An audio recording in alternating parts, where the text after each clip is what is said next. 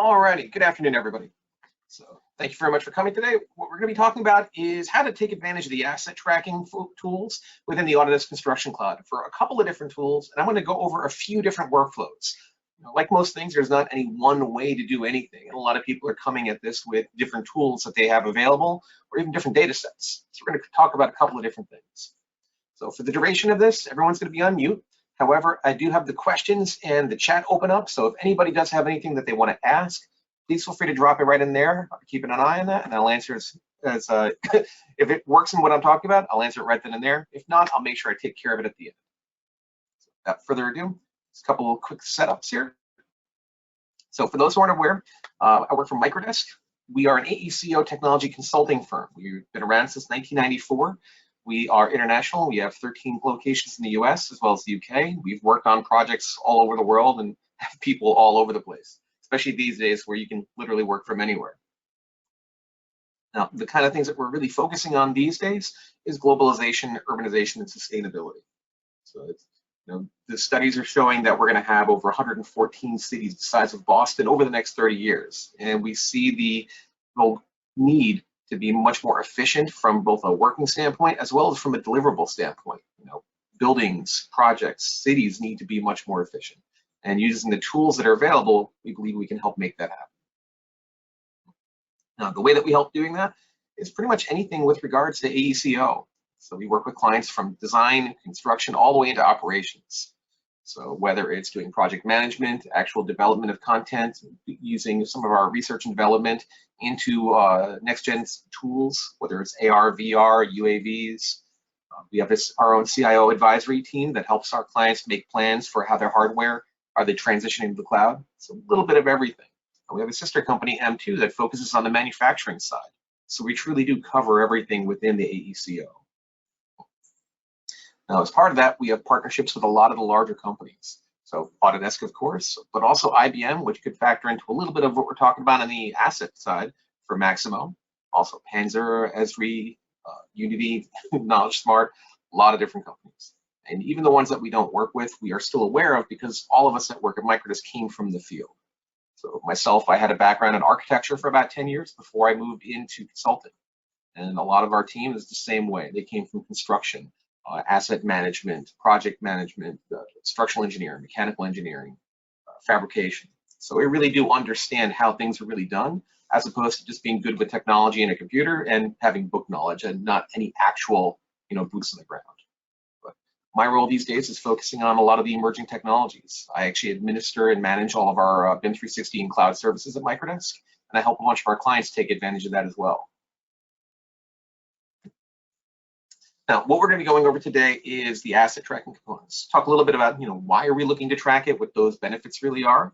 We'll talk about some of the different tools that we're going to look at, different workflows, and I'm going to show you how we can actually take advantage of that. And again, throughout the process, I'll be answering questions as they come in. If I see them in the questions window or in the chat, I'll try to take care of it right then and there. If it doesn't fit into what I'm talking about at the moment, I will get to it at the end during the Q&A. And if anybody else, before anybody asks, yes, this is being recorded and it'll be available on the Microdesk YouTube channel probably within a day after this session. Now, before I get rolling though, I always like to ask just a couple of little ground setting questions. So first one here, what's everybody's role? Always good to know who you're talking to, what things they're interested in, what their background is.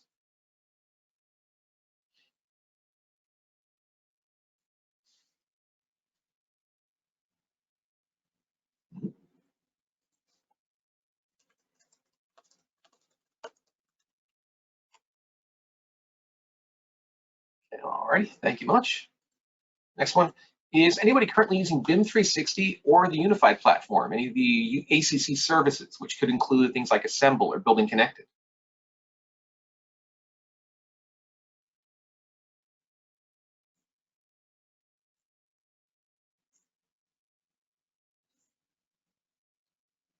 Interesting. Keeps moving back and forth. Wasn't even split for a bit. Now we're definitely on the yes side. Good to see. Next one. Is anyone using cloud or mobile tools for their field work? So whether that's Bluebeam, PlanGrid, BIM 360, Procore, Aconex, tools to actually make things work a little bit more efficiently out in the field.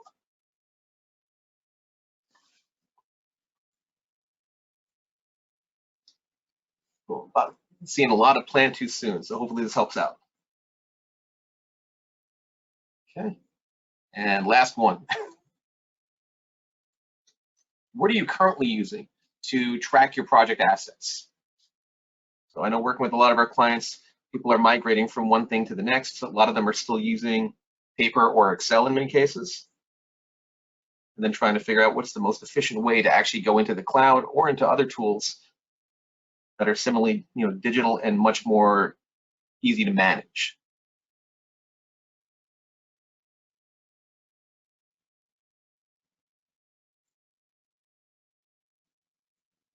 Awesome. Yep, that's kind of what I expected. Most people are using Excel and spreadsheets. Perfect. Oh, thank you very much for your participation in that. Definitely appreciate the insight. So with that, let's get moving. So first thing is, well, why are we looking to track? So what is the benefit of this? So one of the easiest ones is it's faster to commission and get resolution on where things are. End result is you will have lower project costs. Just like moving into BIM in general, you might have a little bit of an uptick in time just when you get started. You're trying something new, you're doing more work, but that will pay dividends down the line. And it's going to mitigate your risk as you go through that process. And if you're doing a commissioning process where you're going to be handing over data at the end, it's going to be a much faster transition, both for you and the owner. Now, a little bit more detail. When we're talking about like insight into a project, so it could be a lot of different things. And I have two different methods of getting insight or visualizations on a project. So if you're looking at this from a standpoint of, I need to get an idea of where we are from a cost, where we are from a scheduling standpoint, looking at a spreadsheet or even a bunch of papers that say where things are, what's running behind, what's running ahead. That's nice, but it doesn't really give you a full understanding of where things are in the project. Like, how do I know what's behind, and then how is that going to impact everything else if all I have is a line item on that spreadsheet? So being able to connect that data back and forth from a design model, even if that design model happens to be basic CAD, there's still objects in there that you can help track. And this allows me to have much more accurate reporting on the status and also how that really affects the overall project.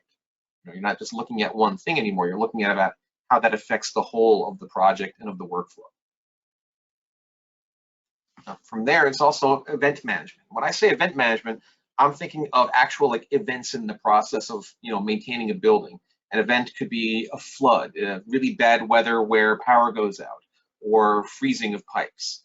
So having all the information at your fingertips and understanding how everything works is going to be a lot easier if it's actually in a place that's easily accessible. Things have been actually filled in and tracked correctly.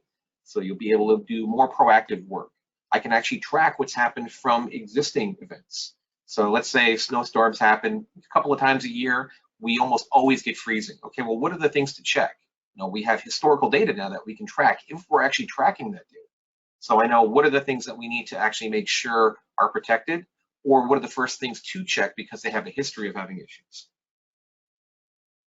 So like most things, when we're talking about BIM, we're talking about asset management, we're talking about facility management. It's that intelligence, the information, and how we best can take advantage of that to be predictive and get out ahead of the problem, as opposed to constantly reacting to things and having to be on the back foot. That kind of leads into the next thing. When we're looking at risk analysis of the actual assets or data that we have. So how do we kind of track this? So we have elements we can see, okay, well, what are the things that are mission critical? So maybe that's a generator, maybe that's our data center. It could just be the regular pipes that are flowing in and out. So what are the things that are typically going to have a high failure rate, or what's the lifespan that this is going to have? So that, when 20% of our equipment suddenly is ready to be repaired or replaced, we knew that that was coming. You have an idea of what the lifespan is, you're able to track its history. Maybe there's been more issues coming in on one of those elements, and now you know that you probably have to deal with it on the others. So it's an easy way to start tracking and being, again, proactive with the information that you have. And all that kind of leads into where we want to be with asset tracking. So it's, looking at this, which is what a lot of people might still be dealing with from an owner standpoint. The commissioning process went through, and then the owner was given a lot of drawings and many binders worth of data. And then as time's gotten better, a lot of us now are thankfully in Excel or working with CAD, but there's still really no direct connection between that data. Trying to figure out, okay, well, this line item here is on this one, and it pointed me to this CAD file, and I can't make sense of anything in it because all the layers are on top of each other. And they're all just layers. Hopefully they were named correctly. And then from there, maybe we have a bunch of different versions of a file, and I don't know what one means versus another one. So like trying to track all of that. So the idea for this is that we want to take the model data, the information that we have in a project.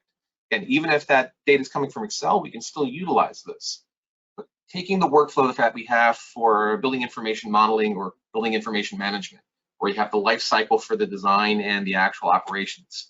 And then the actual life cycle for assets that we typically see from an enterprise, where we're constantly in a cycle. You know, for buildings, we're designing it, we're doing upkeep, we're doing renovations, we're constantly working towards this and making sure that everything is up to date and accurate and coordinated. On an asset, it's just about the same thing, because you're always changing lights, you're updating hardware sets, you're changing filters, you're monitoring equipment and repair as need be. And rather than having all these different databases that may or may not have any connection whatsoever, we're not looking to make a single database, because the reality of, you know, that one single source of truth, that single source of truth is really synchronization between multiple sources, making sure that the data in one location syncs up with the other, so that way we're taking advantage of the strength of each piece. And that's where we're looking to go. So that way we can actually track all of our assets between the different services, whether it's from, you know, a digital twin, I'll talk a little bit more about later on, or something that is just a purpose-built tool like Maximo for asset management.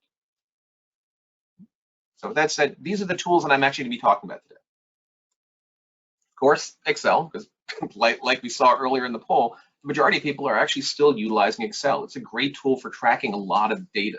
The problem with that is it doesn't really give me as much insight as, say, a model would as to how that data relates to the rest of the building. Now, with this, we're also going to be talking about some of the cloud services from Autodesk. So within the ACC, we're talking about BIM 360 Build and Autodesk Build. The asset module in both of those packages are very similar, so we'll be talking about that, as well as Autodesk Assemble, which is great for asset tracking and also management of property values and data. Now, moving from there, we're also going to talk a little bit about how we can understand this data a little bit better. So again, those people who are very good at Excel, they're already making probably like reports and forms and pie charts and graphs to help understand everything. But Power BI is sort of the same way, where I can create just about anything that I want that reads the data out for anybody to understand. And there's a lot of ways that I can take the data from here really quickly and simply into a Power BI for anyone to read. Now, to make all this work, there's going to be a couple of tools that I'm going to mention that we've actually built in-house at Microdesk. Again, I mentioned all of our team comes from the field. Well, some of our team are actually developers, and we've created purpose-built tools to solve specific problems. So whether that's Model Stream, which streamlines and synchronizes the data from, say, Revit to IBM Maximo, ARID, which helps manage and register the information for assets, and most importantly for this one, BIMrx, which has tools for synchronizing some data back and forth between different services. And I'll go over that later. And then last but not least, when we're taking all this data out and we're going through the commissioning process and sort of handing over, you have IBM Maximo, Tandem, and Ops. And this is not meant to be an exhaustive list. We could spend hours just going over all the different tools that are possible. But I wanted to pick a couple of different avenues that would cover most use cases for everybody. Yeah. So first use case, we have Excel. So from a simple standpoint, if I want to take my Excel data that I've already got and start taking advantage of it, I want to put it out into the field so my team can start to use that to track, to commission. And while they can use a mobile app for Excel, it's not really meant for that. It's not going to make it easy for me to actually fill in all the information and also track the process. So if there's snags or issues that I want to track, if there's punch lists or checklists or installation manuals that I need to connect to it, I can't really do all of that. So that's where I can start to take that Excel data and synchronize that to the cloud. So I can push that into either BIM 360 Build or Autodesk Build and use the asset module there. And the great thing with that is there's actually a nice sample file that I can use from the service that helps me understand the organization of all my data that needs to go up. So I can use that as a starting point to make sure, okay, well, do I have everything lined up? Do I have my data the right way that I want? and I can push that in. Now, this can be a sticking point for a lot of people because their data is already organized a very specific way, and they don't want to change it just to get that data into the field. You really don't have to. One of the things that you can actually do is you can link data from one spreadsheet to another data. So whether you're doing something like an XLOOKUP or you're doing like an index array reference, this allows me to pull information from one field, or one column in one spreadsheet, and then put that data in the correct column in another. So I can maintain my own internal setup, but I can make sure that when I'm pushing it to and from BIM 360 or Autodesk Build, it's going in the right location and it's being adjusted correctly. I'll go over this a little bit more in a minute. Now, the other option that we would typically see is working off of a Revit model. So we've got our design model, maybe we have our fabrication model, construction model, but what we're going to do is we're going to take that data and we can push it into one of two places. So we've got build and assemble. Now on the build standpoint, what we would end up doing is currently we have to go through Excel. So Autodesk has it on their roadmap to have direct model integration, but right now it's not there. So what I would do is I would export to Excel and I would export a report that I've already got. Now this is nice, but the problem with this is there's no way for me to pull that data back out of build.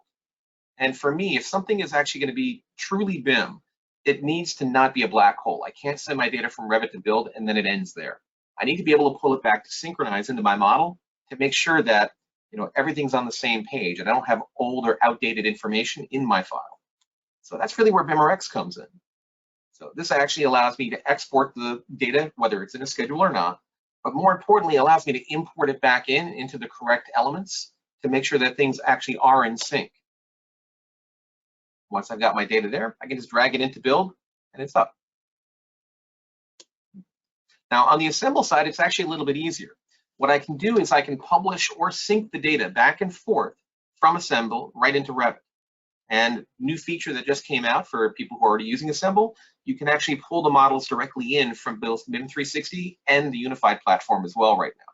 So new feature that people have been waiting for a while. But this actually allows me to pull that data out. Now, the other thing, again, from an Excel standpoint, if we have people that are working in Excel, I can take my Excel data, my assembled data, I can import and export from Excel. So if what I need to do is actually do more information to this, I can actually pull it out and put it back in and make changes. I can also map data in Excel to elements inside of, excuse me, assemble. So kind of like what I was talking about before with that XLOOKUP. Whenever I see this little red triangle in the Excel file, I know that it actually mapped that column to a specific parameter inside of the assemble model. And that allows me to track specific kinds of things. I can't make changes to, say, like a dimension or a type property, but for instance properties of those elements, things like the mark, the model, inspection data, that kind of information, custom parameters, I can tweak this here and push it back in. So if some of my team are very comfortable using Excel and they want to continue that way, or that's just how that data is stored, I can still make sure that they're working as efficiently as possible while taking advantage of all the 3D geometry, the BIM information, and the workflows that are currently available to us.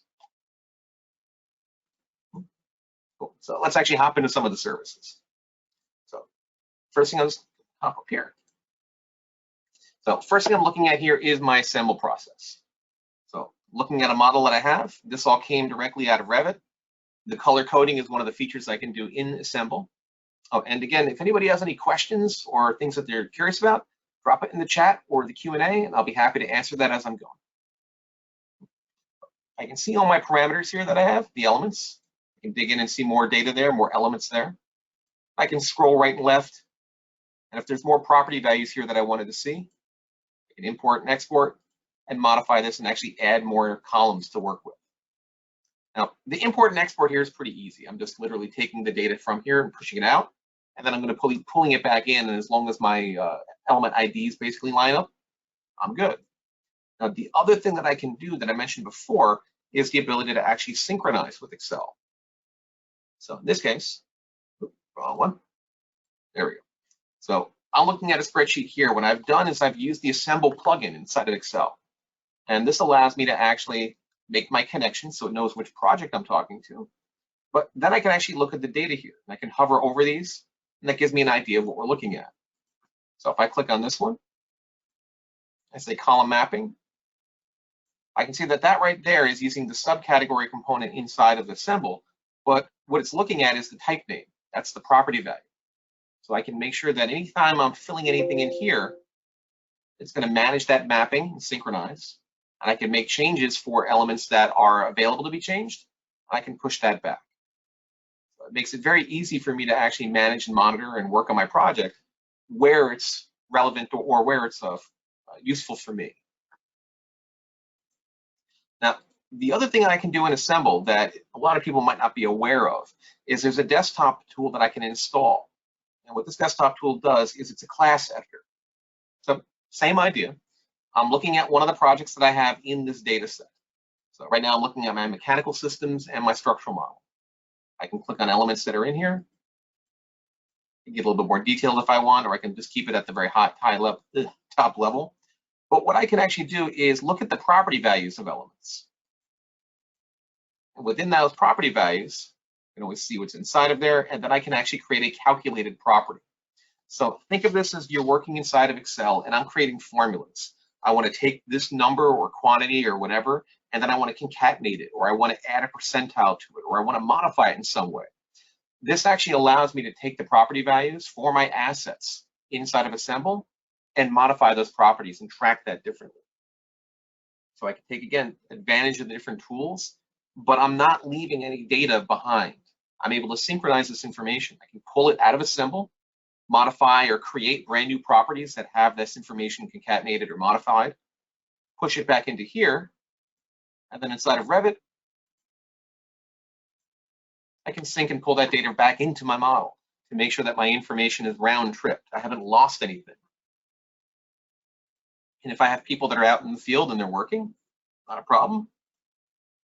Go over here, I have the Assemble mobile app. I can tap on the objects, or tap on the models, I should say. Tap on my elements, and I can see the property values inside of there.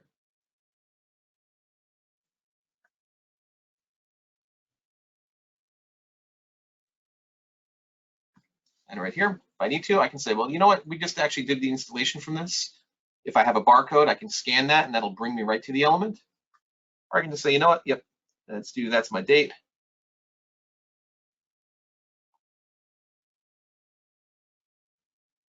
And save that. So now I've actually modified the property value on my mobile app for this element. This then syncs to the cloud in the browser. This then syncs back to Revit from there. Or maybe it doesn't need to go back to Revit right away. What it really needs to go is back into my Excel spreadsheet. Either way, the data is in a location that's easily accessible and can be synced to all the party projects, the project's party members. So that's just a couple of things that I can do from the Assemble side of things. Now, if I take that and I start looking at the BIM 360 side, now, one of the things that you'll notice here is that when I'm looking at my BIM 360 assets, here we are, the look here is going to be very similar to the assets that I have here inside of the Unified Platform. Again, there's really not a whole lot of differences between those two packages at the moment. So for right now, I'm just going to stay here. But again, if there's any questions on it, I'll be happy to answer. Now, from within here, I can see the different categories that I've created. This is all information that I can pre-generate, and I'll go into that in just a minute. I can select my objects. I can see the details. I can see if there's any references, and those references could be to other files, forms or checklists, any issues or snags, photos, submittals that have been created. And I can actually track the activity of this element. Now, again, the main issue here is that when I'm importing assets, I'm importing them either as an Excel spreadsheet or one at a time. So the ability to pull this directly out of a model is coming, but it's not there right now. So what I can end up doing with this is I can take advantage of Revit. I've got my spreadsheet here. And one of the things that I'm actually doing is I'm using BIMrx to make sure the GUID, the actual ID number of that element, is exposed. So that makes sure that when I'm sending things back and forth via Excel, it knows that this object is specifically that object. There's no other ones with that full number. So that way, when I pull the data back into here, using our BIMrx core update feature, I know I'm updating the correct element. I'm not accidentally changing one element with the data from another. So like anything else, moving data back and forth is great. Having all this information is great, but garbage in, garbage out. I have to make sure that my data is very good and tight with the workflow. So this allows me to extract it, update it, and I can work with the parameter tools to make sure that I'm getting that GUID out and available. That allows me to actually pull this information out of Revit. And then I can format this so that it goes into BIM 360 the way that it needs to. And that process is actually quite quick. I uploaded about 250 forms or elements, and that took, I think, about 2 minutes to upload and process. And then once I have that, I have this here. Now, one of the things that I would typically do, if it's a first project or test project, doing import assets and then downloading the sample is great. On most projects, though, what I'm going to want is not just this basic information. I'm going to want to have a lot of other data that I'm tracking. So things like serial numbers or purchase dates or warranty information. So what I'm going to end up doing there is I'm going to be going into my settings and creating the different categories that I want, adding in all the custom parameters or fields that I need to actually track and manage and maintain.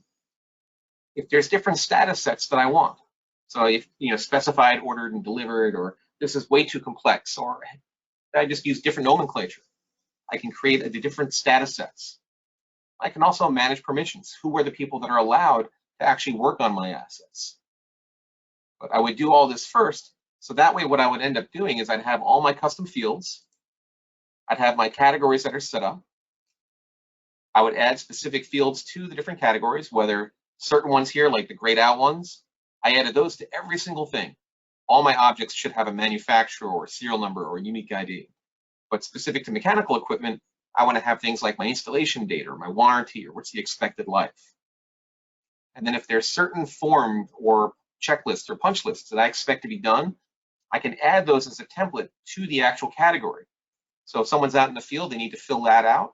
All they need to do is click on the equipment, and my checklist fans or my system commissioning is right there. So once I've actually got all this set, then what I would actually do is come over here and just export. Make a blank piece of equipment so there's something there, export that out, and then what that'll actually do is it'll give me all the different headers that I need to make sure that when I import it back in, I actually have all the data there.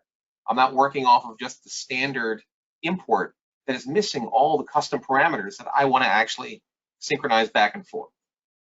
So that makes it much easier for me to actually pull in all the data that I have and all the property values that maybe I already have the information for and I want to make available, or just all the information that I need to gather from the field. Now, in this case, if I want to gather that info, let me hop back to my mobile app. So right now, I'm in the PlanGrid Build app. Again, this information or these features, they're also available in the BIM 360 app too. So it's not like anything is specific to this just yet. I'm here. I'm going to tap on my More, then on my Assets, and I'll see all the assets that I currently have uploaded. And again, if there is a barcode that's been assigned to something, all I got to do is scan the barcode. Don't mind all the cat hair. And that takes me right to the information relative to that object. So I can see my description, the location that's been assigned to. I can modify my status based on that status set that is already chosen.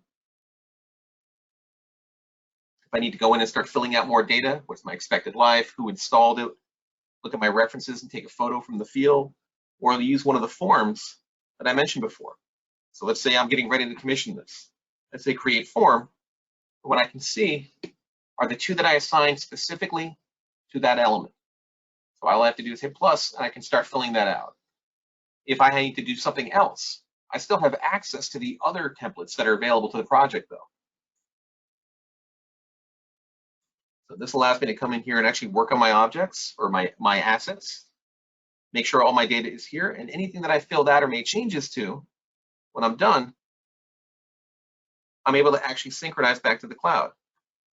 So if I had made a change, I would end up getting that little red question exclamation point, and that'll sync out. All that data would then be available inside my browser. And then I can always export that back out using my export all. And then if I'm back in Revit, come over here and use update, and I can pull the information back into Revit. So that way, again, I'm keeping everything in sync. One of the goals is always to make sure that I know where my data is and I know what's the most recent, or I know what the workflow is. I don't want to have a project where some people think they have the latest, but they're really a week behind. So you need to make sure that whether it's a BIM execution plan or just project management, there's a workflow and everyone's aware of it and things are kept synced.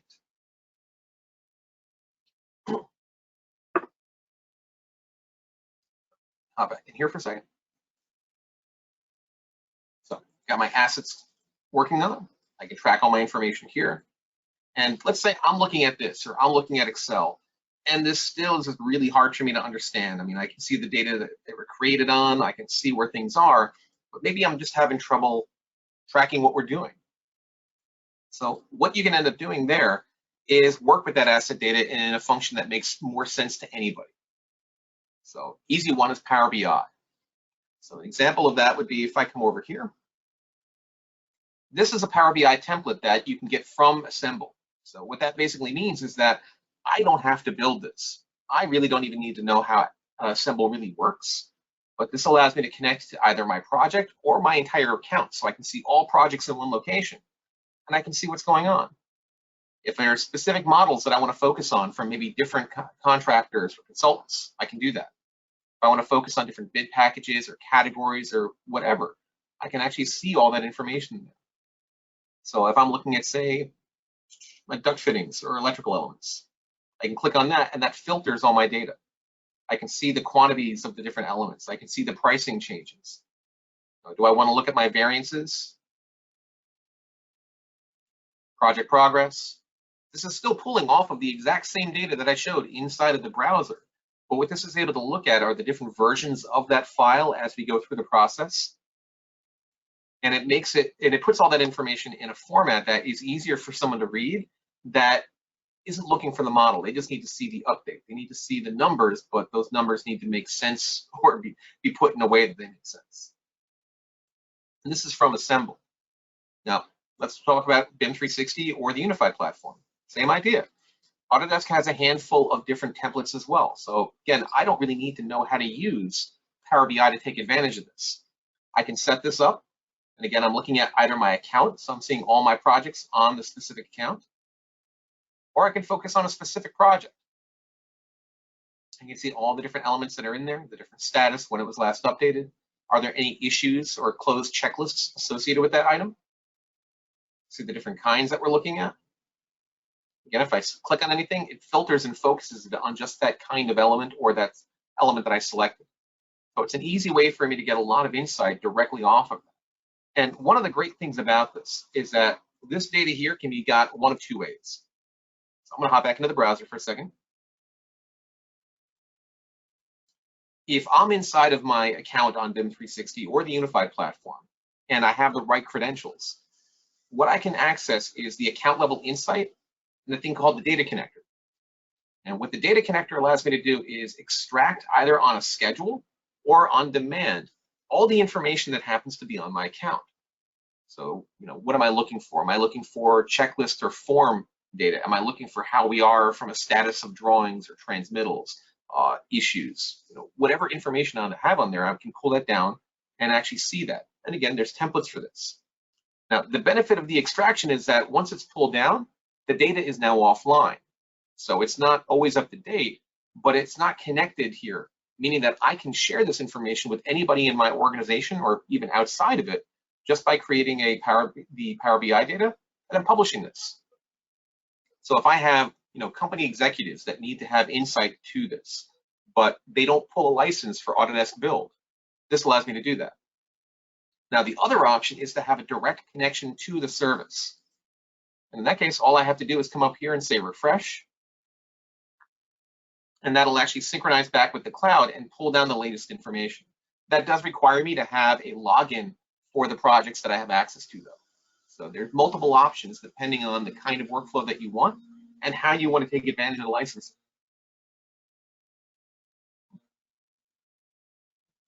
Now, other things that I can do is, okay, well, we've captured all our information. Our project is moving from the commissioning process into operations. So what do we do? So some of the things we could take advantage of might be Autodesk Building Ops. So this allows me to take the information that we've collected and put that in ops. Whoop, that finished sync. Let me pop back over here. And actually track all the different things that I've uploaded, all my different assets. And then I can use that as more of an ongoing maintenance, a ticketing system. So the people that are actually out in the field, that are actually working on the project or that are utilizing the service, maybe tenants, they actually have the ability to go in here and view the information. I can actually create new tickets. I can see if anything's overdue. I can see who made it, when it's been watched, and if there's photos and videos, if there's documents and manuals that are assigned to these elements, I can upload that. So if I'm going out into the field and I need to do a repair, what I can do is just click on that, as long as it's been set up, and I'll have all that at my fingertips. The other nice thing is if you are using Apple devices and you've set up specific wayfinding controls, I can use this to find out how to actually get to this to fix it. So if I'm first time on site and I need to go and actually work on something, I have a ticket for repairing the HVAC system, I can use this and use the nearby tools, and that'll guide me, kind of like a Google Maps, but the Apple version, and that'll actually help me get to where I need to be, so that way I can do the repair or my maintenance. So just one of the different tools that we can take advantage of for tracking this information back and forth.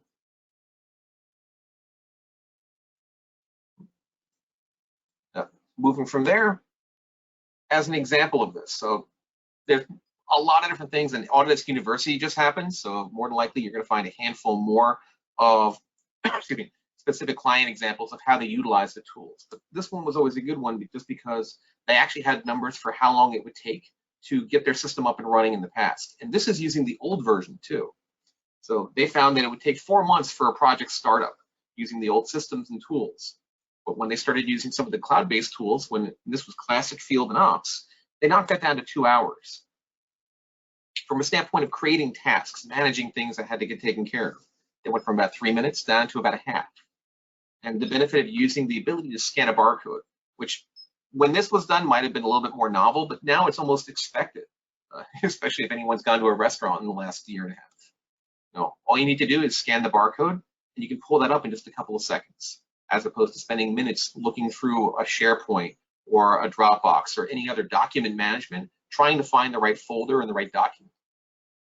So just making sure that everything is consistently organized and synced makes life a lot easier. And where we want to take this information is eventually to essentially a digital twin. So when we're tracking all of our assets through construction, and then we're actually commissioning all the information in those assets, one of the things that you can start to do is not just track them, but you can get live status information from them. So whether that's tying sensor data into the appropriate object. So now I don't just have last time we looked at this was 2 years ago, and it's supposed to get inspected in a year. Now what I can start to do is have a live model that has elements in there that I can click on and see, get information about what systems they're on, what's the history, what other linked information is there, and I can actually tie live information to this.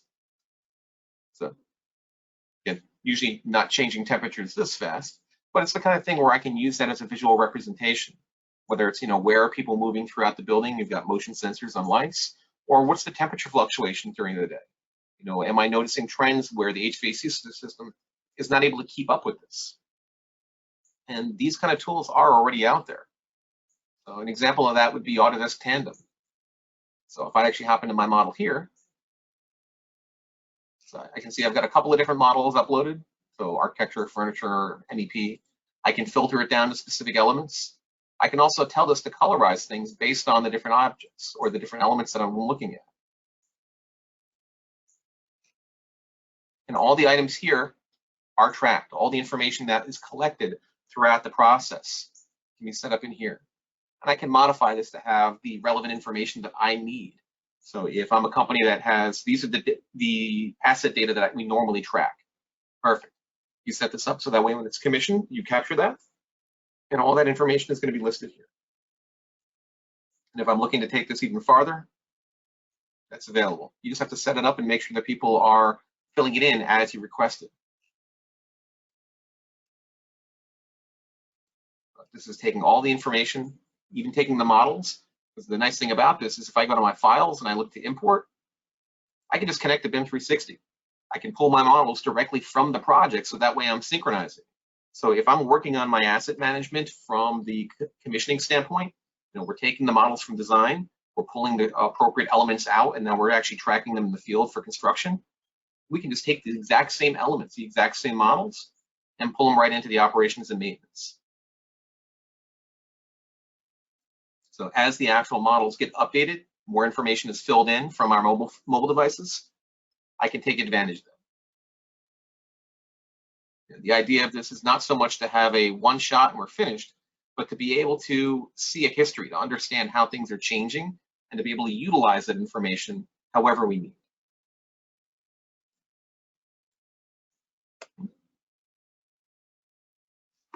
So I know we went through a lot of things. I talked about a handful of different tools and the different ways that we can make the connections between them and actually utilize the services.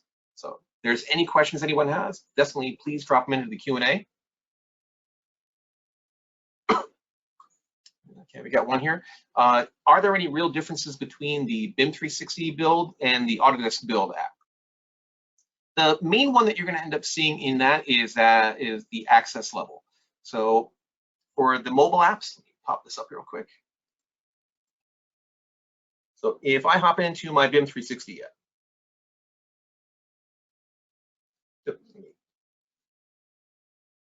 there we go. So I'm looking at my assets page up here. So some things have moved around. I have my filters on the bottom and I have my barcode on the top. On the Autodesk plan grid build, it's actually inverted. But when I click on an element, it's mostly just more colorful in all honesty. The usage of the BIM 360 app is available to anybody within BIM 360. So if you have a Docs Seed or a BIM Collaborate Pro, it'll work. The major difference that you find is that on the plan grid build, you have to have a Autodesk build license to utilize that.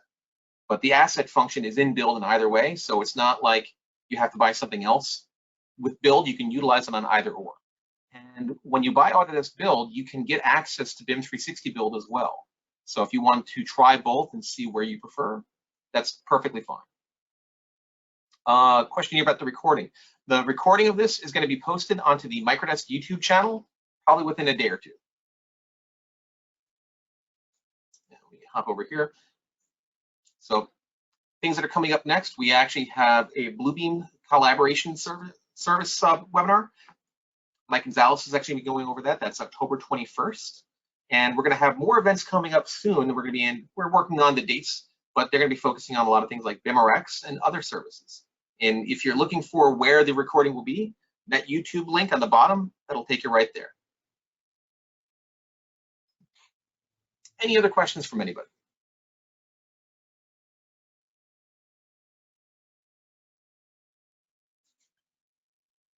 Quiet bunch today.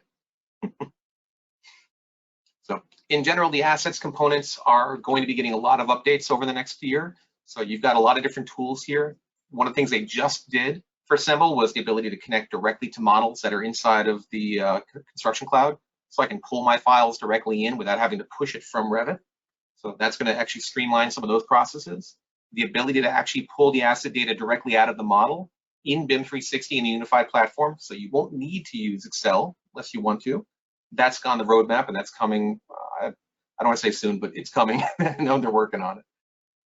But it's only going to get more because Autodesk has been focusing a lot on construction, but over the last year, you might have noticed they've been doing more work to actually work into the owner and the facility and operations side of things. So a lot of companies are working on trying to take advantage of all the information that gets captured during construction and make sure that none of that data, that time that was spent, is lost. Like anything else, have to be efficient with the work that you do. Cool. I'm not seeing any other questions come in. So if anybody does have a question, 10 minutes later you realize, oh, I meant to ask this, always feel free to reach out to us. We're glad to help out. We have our UK number as well as our US number, and you can always reach us at salessupport@microdesk.com. Otherwise, thank you very much, everybody. We appreciate your time, and I hope you have a great rest of the day.